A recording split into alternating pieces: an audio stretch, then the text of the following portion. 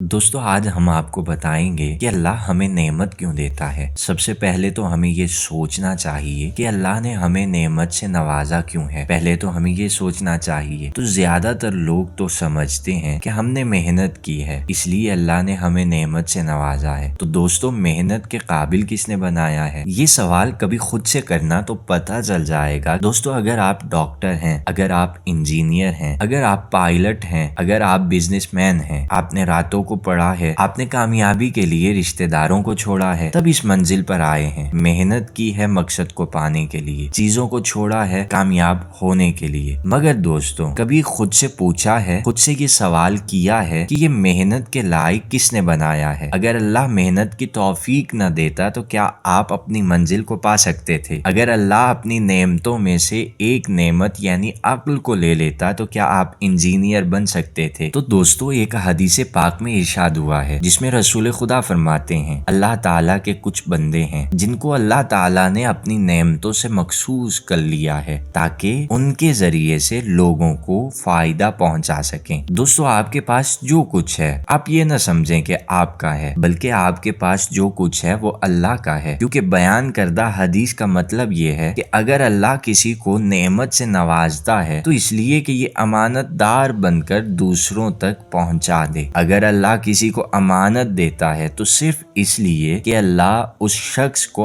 अमीन पाता है कि ये शख्स हमारी इस अमानत को सही मानों में दूसरों तक पहुंचा देगा। तो दोस्तों अगर तुमको दौलत मिली है तो तुम दौलत के मालिक नहीं बल्कि तुम दौलत के अमीन हो। उन लोगों के लिए जो लोग गरीब हैं उन तक तुमको पहुंचानी है, इसलिए अल्लाह ने तुमको दौलत की नेमत से नवाजा है। अगर वीडियो अच्छी लगे तो लाइक कीजिएगा, सब्सक्राइब कीजिएगा और शेयर करना मत भूलिएगा।